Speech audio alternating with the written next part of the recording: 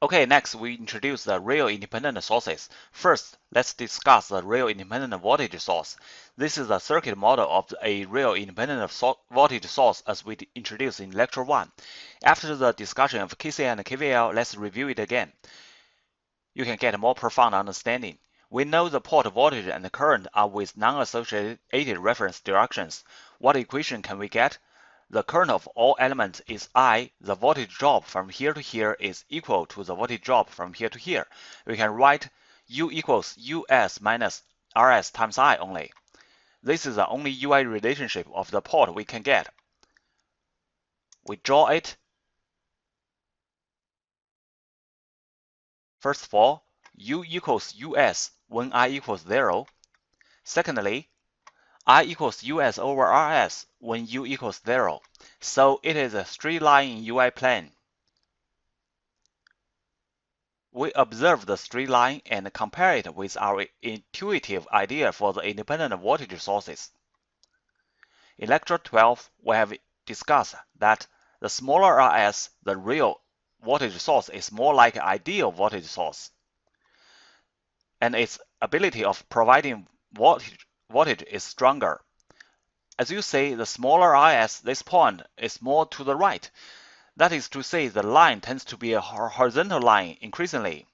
And this is the characteristics of the ideal independent voltage source. Similarly, next we discuss the real independent current sources. As we discussed previously, it can be regarded as the ideal current source connects in parallel with the conductor.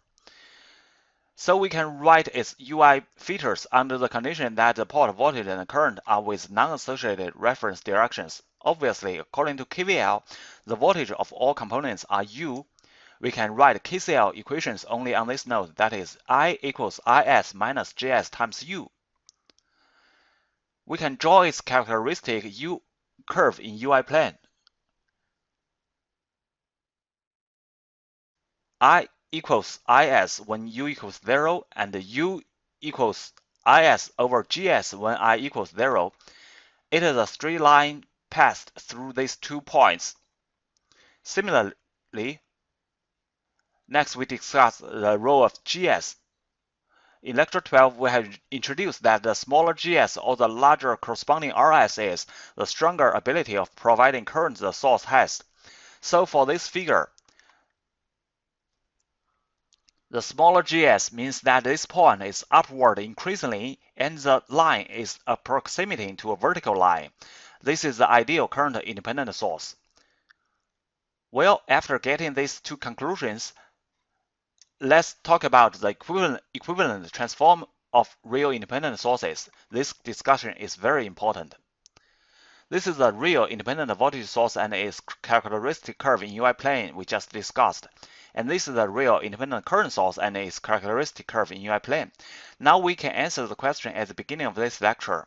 If you want to get a current source or characteristic in UI plane of a current source, can you obtain it using a voltage source or characteristics in UI plane of a voltage source?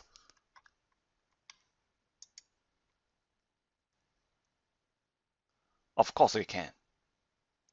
That is to say, if US over RS is equal to IS, which you designated, at the same time, US is equal to IS over GS. Obviously, this line is this line. Because it is a current source, it should be straight and close to vertical line as much as possible in UI plane. Obviously, it needs GS to be very small and RS to be very large.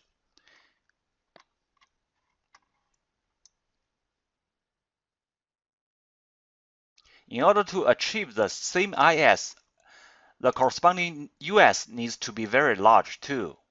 So in conclusion, if you want to get a real current source by a real voltage source, you will need a very large US and a very large RS. And at the same time, US over RS equals IS, which you designated. In this case, you can get a real current source with relatively good properties. This is a consideration just for graphics. From graphics, next we combine the view of the equivalence discussed in previous lectures and further discuss how to transform between them. We said that for two equivalent subcircuits, the UI relationship need to have the same form and parameters. Please take a look. This is the characteristic of the voltage source, and this is the characteristic of the current source.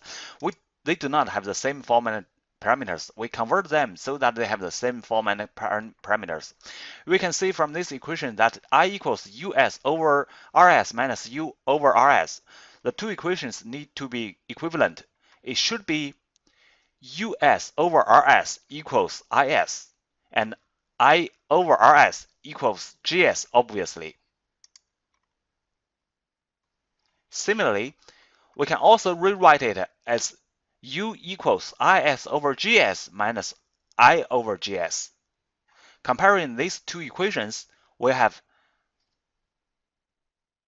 US equals IS over GS and RS equals 1 over GS.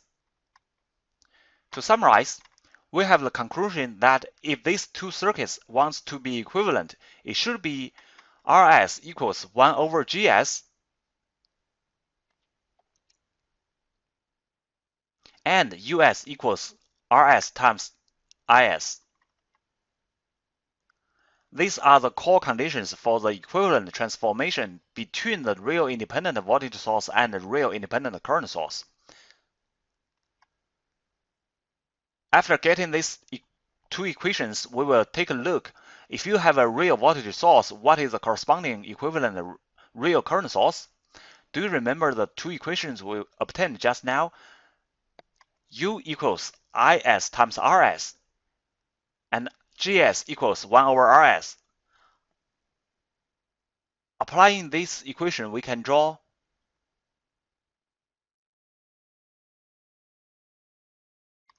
this is RS and this is US over RS. We can use KCL in this circuit and KCL and KVL in this circuit. Their UI features must be the same. Similarly, for a real current source, using these equations, we also can get the corresponding equivalent real voltage source is the serial connection of IS times RS and RS. Similarly, I suggest that you use KVL in this circuit and KCL in this circuit. You will obtain two identical UI relationships. One point to note is that for the same reference directions of the port voltage and current, if the voltage source is upper positive and lower negative, then the corresponding equivalent current source must have the upward direction. Similarly, the corresponding voltage source is upper positive and lower negative. It is easy to make a mistake here.